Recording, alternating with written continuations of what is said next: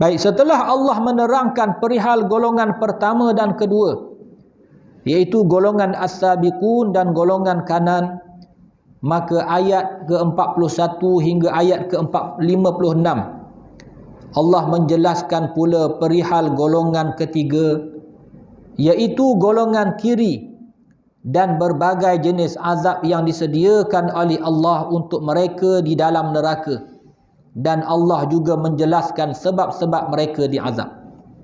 Maka Allah Ta'ala menyebut ayat ke-41, wa ashabus shimali ma ashabus shimal, dan golongan kiri, siapakah golongan kiri itu?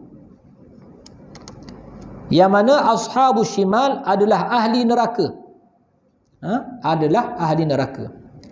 Tetapi kenapa dinamakan ashabus shimal, golongan kiri? Ini kerana mereka diberikan kitab amalan dan diheret ke neraka melalui sebelah kiri. Yang pertama, kata ulama, kerana mereka dapat suratan amal. Setiap orang akan dapat suratan amal masing-masing. Orang yang dapat suratan amal dengan tangan kanan, maka dia petanda dia adalah golongan yang akan masuk syurga. Ada pun orang yang dapat suratan amal dari belah kiri dan diambil dengan tangan kiri.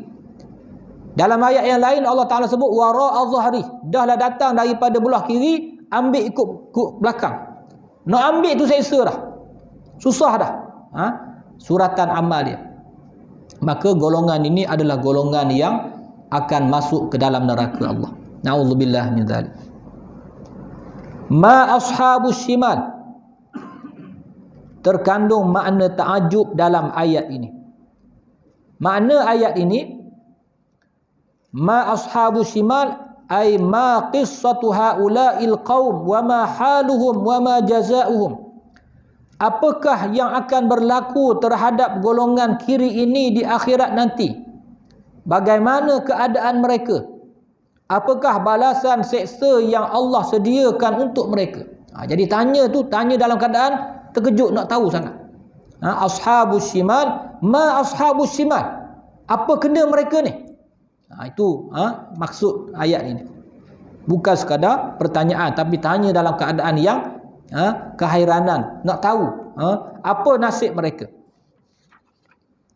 Lalu Allah Subhanahu wa taala menjawab pada ayat ke-42, fi samumin wa hamim, mereka diseksa dalam angin yang membakar dan air panas yang menggelegak.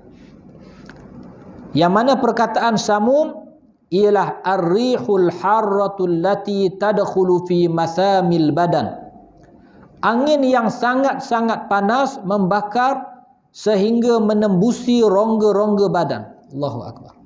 Angin tu panas sampai menusuk masuk ke dalam rongga badan. Angin panas ini datangnya dari kepanasan api neraka. Bahang daripada api neraka. Bukan api neraka lagi ni, bahang dia.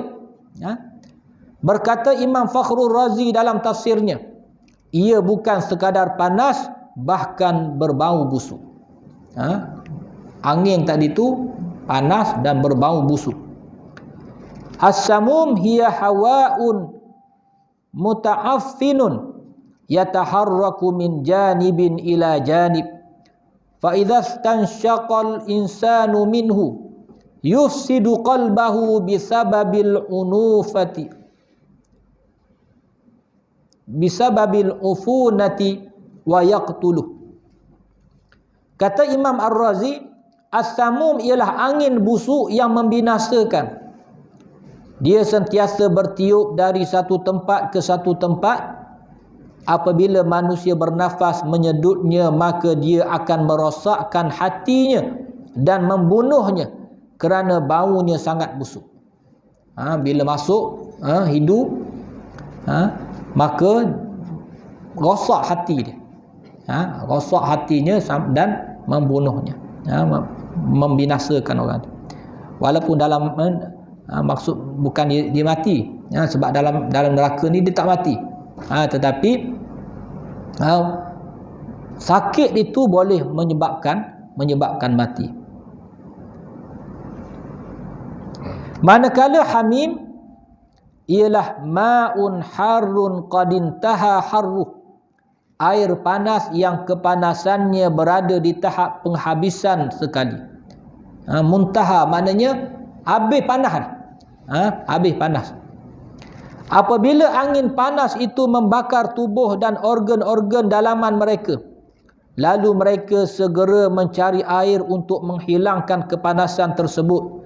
Sebagaimana di dunia apabila seseorang itu merasa panas, maka dia akan mencari air. Tiba-tiba mereka diseksa pula dengan air panas yang menggelegak, maka hancurlah tubuh mereka. Inilah yang dinyatakan oleh Allah dalam surah Muhammad ayat 15. Wasuqu ma'an hamiman faqatta'a am'a'ahum. Mereka diberi minum dari air yang mendidih sehingga menjadikan isi perut mereka hancur. Allahu akbar. Dua benda ini. Samum, angin yang panas, hamim, air yang mendidih, air yang sangat panas. Yang mana pengajaran ayat ini? Berkata Imam Fakhrul Razi, dalam ayat ini Allah menyebut as-samum dan al-hamim, angin panas yang membakar dan air panas yang mendidih, tanpa menyebut api dan kedahsyatannya, sebagai isyarat daripada yang paling ringan kepada yang paling berat. Ini kerana